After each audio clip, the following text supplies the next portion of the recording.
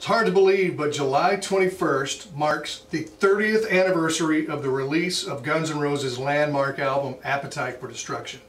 It still, to this day, is the #1 selling debut album of all time. 18 million copies it sold, and when it came out in 1987. And you have to go back to that time to realize how revolutionary it was. At the time, I was on the air and was the program director of a radio station in McAllen, Texas. That's right down on the border between Texas and Mexico, kind of the tip of Texas, around Brownsville.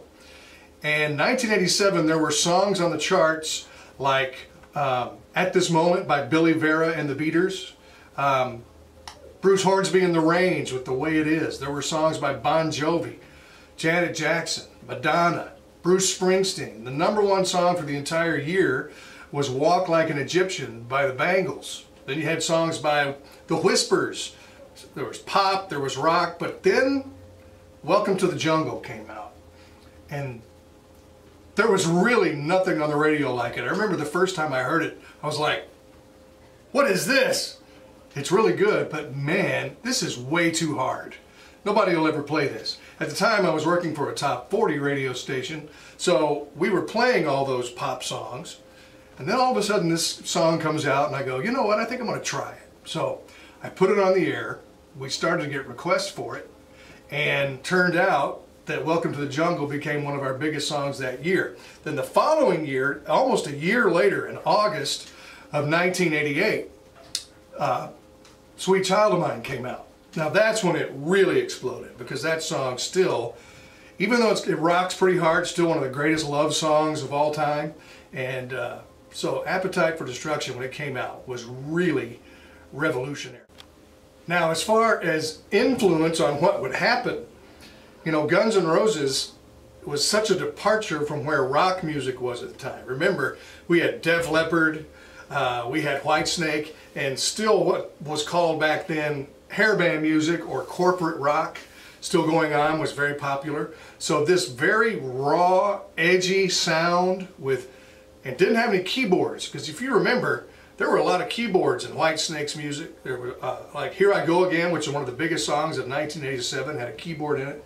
There was keyboards in some of the Def Leppard stuff, but there weren't in Guns N' Roses. I mean, this stuff rocked really hard. So it was very influential, and it paved the way for what would come a couple of years later, which was grunge, with Stone Temple Pilots, Pearl Jam, Soundgarden, and those bands. Those came after. But Guns N' Roses really predated all that music and saved us, if you want to call it, from the hairband era. Anyway, years later, in the 90s, I got the chance to see Guns N' Roses on one of their tours. By this time, I was working in Mobile, Alabama, and they came to Biloxi, Mississippi. There was a venue there, still is to that day. I think it was Gulf Coast Coliseum is what it was called. They came there, and I got a chance to go backstage with some winners and meet part of the band. Didn't get to meet Slash or Axl. I don't know what they were doing. We did get to meet Duff and talk to him for a minute. He was very gracious. But the thing I remember about the concert is when we got through, they ushered us back out into the arena. But when they did, we were inside the VIP area. Well, I didn't really want to stay for the entire concert. By this time, I'd been to a lot of concerts. I had small kids at home. My wife says, when you coming home? So I wanted to leave after we took the listeners backstage. But I got into this VIP area, and I tried to leave, and they go, no, you can't leave. I go, what do you mean I can't leave? They said, you have to wait till the band takes a break. They're going to take a break in an hour and a half. And I said, but I don't want to stay here for an hour and a half. They go, sorry, dude, there's no choice. Plus, the other thing about VIP, there was no seating. So I'm there with my record company friend, who did not come back into the arena. I could see her off to the side. She's in the backstage area. And I'm looking at her pleading like, come get me, I'm stuck. And she goes, I can't do anything. So I was stuck for an hour and a half. By the time I left, I didn't have any earplugs. I was pretty much deaf. Got home and I was in trouble. So that was my Guns N' Roses experience.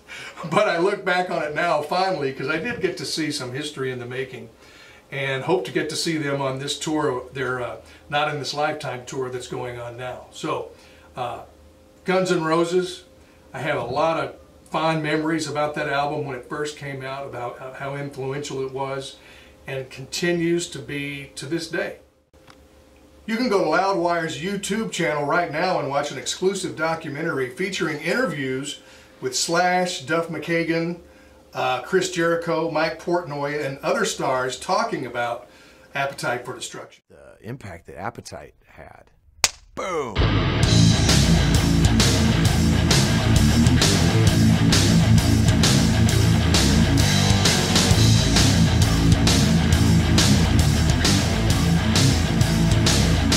It's one of the best albums in rock history. Cracked down the entire system, changed everything, and it was f***ing perfect.